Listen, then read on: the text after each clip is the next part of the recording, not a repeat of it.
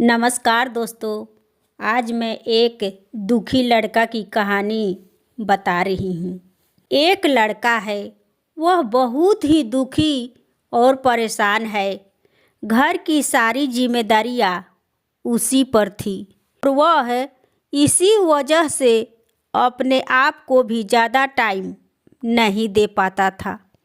बस दिन रात काम किया करता है।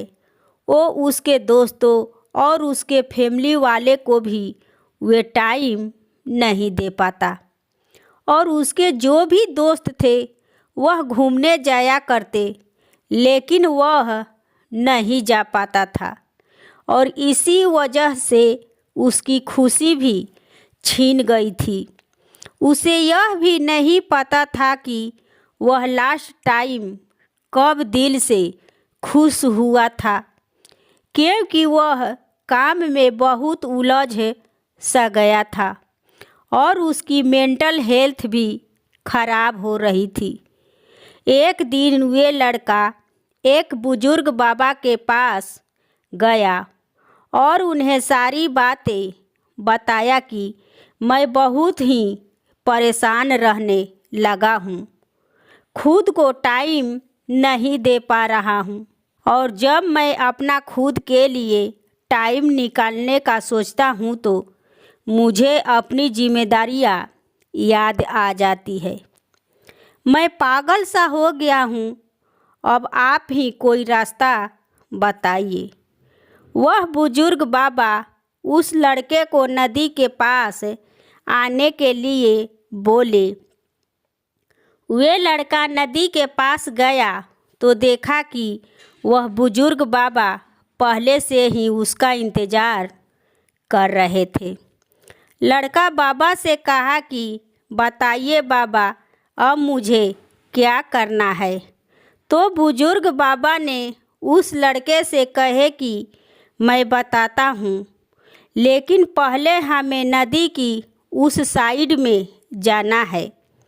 मतलब नदी की उस किनारे पर जाने के बाद मैं तुम्हें बताऊंगा कि तुम्हें क्या करना चाहिए। लड़के को उनकी बात समझ में नहीं आई कि नदी के उस किनारे पर जाने के बाद ही क्यों बताना है, लेकिन फिर भी लड़के ने बाबा से कहा, चलिए फिर हम नदी पार करके नदी के उस किनारे पर चले जाते हैं।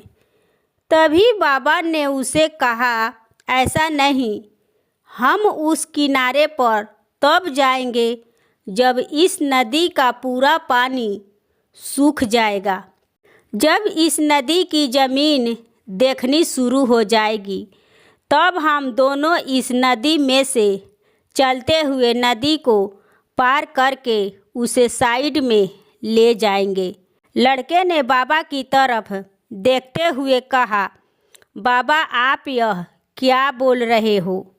जब इस नदी का सारा पानी सूख जाएगा तब हम यह नदी पार करके उसे साइड में जाएंगे।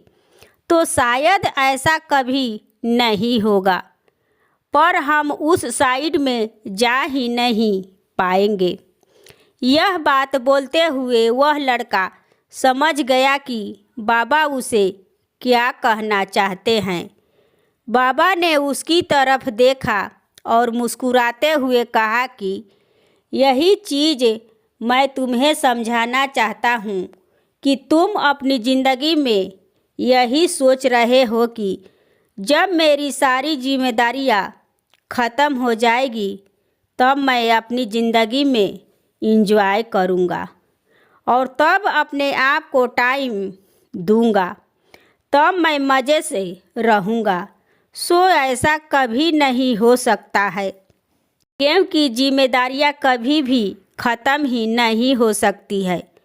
अब वह लड़का समझ गया कि चाहे अमीर आदमी हो या गरीब, सबके ऊपर कुछ ना कुछ जिम्मेदारियाँ है और वह उन्हीं जिम्मेदारियाँ में से कुछ टाइम निकाल कर इंजॉय कर लेते हैं और इसे ही ज़िंदगी कहते हैं।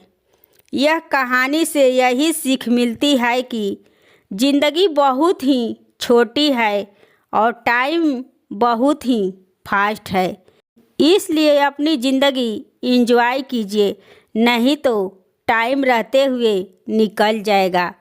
ये है एक दुखी लड़का की कहानी।